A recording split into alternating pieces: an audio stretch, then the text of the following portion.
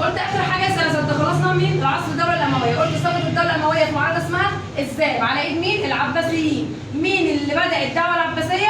ابي مسلم الخراساني. هتبدا عصر جديد اسمه عصر الدوله العباسيه. قلت عصر الدوله العباسيه هقسمهم كام عصر؟ 2. عصريه عباسي اول، عصريه عباسي تاني. الاول قوه وازدهار والتاني ضعف وانهيار. الاول قوة وازدهار والتاني ضعف وانهيار. طب قوه وازدهار بسميه بالعصر الايه؟ الذهبي. ليه؟ اقول له ما تفسر ليه؟ اقول له بسبب الانجازات في كل المجالات. تاني بسبب الانجازات في كل المجالات. التاني ضعفت الدولة وانهارت. فلما اجي اقول اكمل يا مالك ضعفت الدولة العباسية بعد انهي عصر؟ العباسي التاني. طب نيجي قلت في كام ملك؟ 5. ابو العباس ابو جعفر المنصور. في النص يبقى هارون. تاني ابو العباس ابو جعفر المنصور. في النص يبقى هارون. والمأمون والمعتصم. نبدأ بأول واحد كان اسمه أبو العباس. قلت هيعمل كام حاجة؟ 3. أول حاجة هيبدأ دولة جديدة. هيبدأ دولة جديدة، وما دام دولة جديدة يبقى هياخد عاصمة جديدة. العاصمة بتاعته كان اسمها إيه؟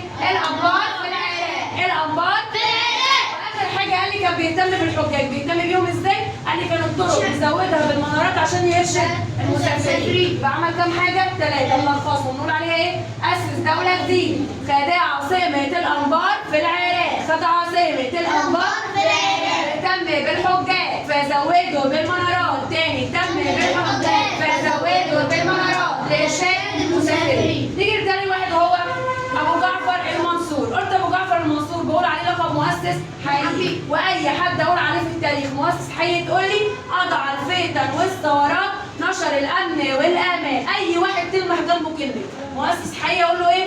أضع الفتن والثورات ونشر الأمن والأمان. طب الراجل ده هيعمل مدينة جديدة اسمها بغداد. أي حد بيبني مدينة جديدة لتكون عاصمة. يبقى لما أجي أقول لك هنا أبو جعفر المنصور ألخصهم في كام جملة؟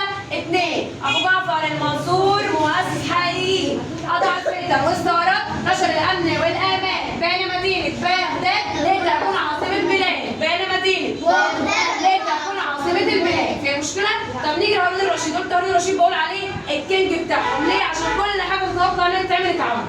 الدولة وسعت جدا في عمل. عمل مكتبة اسمها بيت الحكمة. عملها فين؟ في بغداد. اسمه الوراقين. عمله فين؟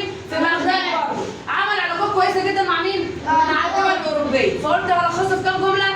4. قلت أول حاجة أقول له إيه؟ اتسعت في عهد الدولة عمل مكتبة بيت الحكمة. اتسعت في عهد الدولة عمل مكتبة بيت الحكمة. ومع أوروبا عمل علاقات. الوراقين عملوا ببغداد. مع أوروبا عمل علاقات. الوراقين عملوا ببغداد. واهتم بالعلوم والايه؟ والعلماء. واهتم بالعلوم وكمان العلماء. نيجي لابنه اللي هو اسمه المأمون. قلت المأمون اللي بيشهروا عن ابوه حركة الترجمة. فيجي يقول لي ازدهرت في عهده حركة الترجمة؟ المأمون ابن هارون. طب اهتم بالعلوم والترجمة؟ المأمون ابن هارون. المأمون ابن هارون كان شاطر قوي محمود في علم اسمه الفلك. فعمل مرصد فلكي. ليه؟ عشان يشوف فيه النجوم، لرصد النجوم. فبقول على المأمون ابن هارون بقول عليه ايه؟ المأمون ابن هارون ازدهرت فيه العلوم وعمل مرصد فلكي لرصد النجوم. المرصد فين؟ في بغداد. بيت الحكمة في بغداد. سوق الوراقين في بغداد. اللي عملها مين بغداد؟ أبو جعفر المنصور. نيجي لاخر واحد اسمه المعتصم بالله. قلت المعتصم اللي باينه قوي الجيش. حلو. فلما اجي اقول لك يهتم بالجيش هيدخل عناصر غير عربيه دي اسمهم اتراك.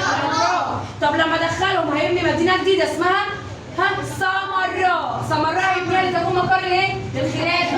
طب هاجي افتح مدينه اسمها عموريه. خلي بالك فتح عموريه وبنى سامراء. تاني فتح عموريه وبنى سامراء. اجي الخص المعتصم في كام جمله؟ 3. اقول له فاتح عموريه واهتم بالجيش وزوده بالاتراك وبنى كمان مدينه سامراء. طب الاتراك اللي دخلهم المعتصم اللي حصل فيهم الدوله هتسقط. يبقى الدوله هتسقط. اي دوله بتسقط بسبب ضعف الحكام والصراعات على الحكم ودخول عناصر غير عربيه. هي مين العناصر غير عربيه اللي دخلت؟